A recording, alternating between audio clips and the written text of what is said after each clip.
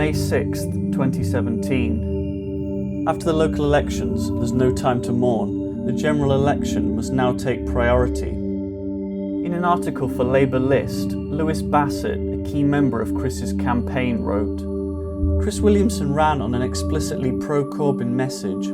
As early as 2015, Chris claimed that an anti-austerity platform was needed to win back Derby North, a position that bolstered his unwavering support for Labour's current leadership.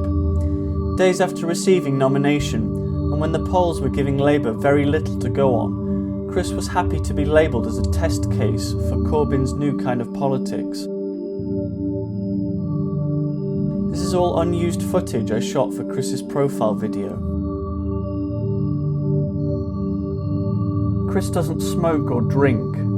Someone once confided that they thought media controversies were his biggest vice. Because of his controversial and outspoken views, Chris has acquired many enemies from across the political spectrum and gotten himself into trouble on multiple occasions. On February 27, 2019, Chris was suspended from the party for alleged anti-Semitic remarks, which he strongly disputes. Writing for Spectator magazine, Nick Cohen described Chris as, "His menacing rhetoric, bald head and bulging eyes meant that to my mind there was a touch of Benito Mussolini about him." It's very strange reading this kind of thing about someone you know personally. The media and many on the Labour right are hoping that the party is decimated on June 8th and they can finally get rid of Jeremy. With the mainstream press still so hostile to the movement, social media was an essential tool for reaching people and putting forward an alternative message. Our strategy was we did two types of videos. The first was called Meet the Candidate, where Chris would meet with ordinary people from different backgrounds to discuss issues relevant to them. These were widely shared across social media in Derby and around the UK. Here, Chris nods whilst interviewing someone.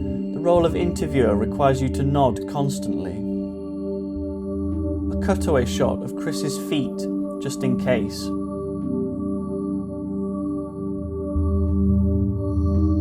The second type of video was the vlogs. Here, Chris directly addresses the viewer on a range of topics. Right, so the Tory manifesto has been published, and I've got a copy of it here, and I have to say I'm absolutely gobsmacked how appalling it actually is. Rolling. Okay, clap or not? Yeah, you can clap. Yeah, right in front of your face. Well, very good. This gave Chris what was called the most dynamic social media presence out of any parliamentary party candidate. I attended the Radio Derby hustings last night to talk about the general election, and I was pleased to see Theresa May keeps repeating the mantra that she's strong and stable, but the truth is she's weak and pathetic. Philip Hammond's budget fell apart after a week. Theresa May's manifesto's fallen apart. Theresa May's not an election tax. What was it? Well, in a nutshell, what it means to make matters worse, Theresa May had the temerity to actually cite Brian Clough when she was asked what she thought of when she thinks of Derby.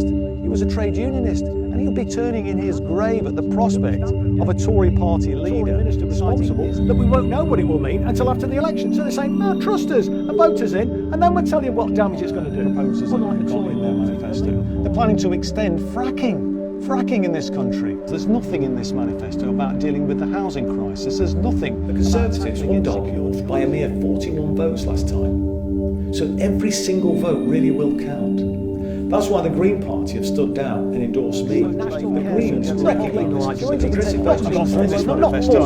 It takes self-interest to get out. That is completely wrong. It's not there. You can't trust the Tories. You can't trust Theresa May. She's not even prepared to debate with Jeremy Corbyn. It tells you all you need to know about Theresa May and her Conservative Party.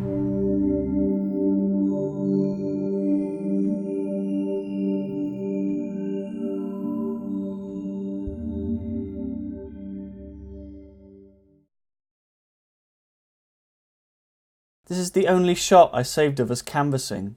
Lewis Bassett wrote, "Momentum promoted a technique based on listening to the problems of undecided voters, isolating the issue and offering the solution, and it worked.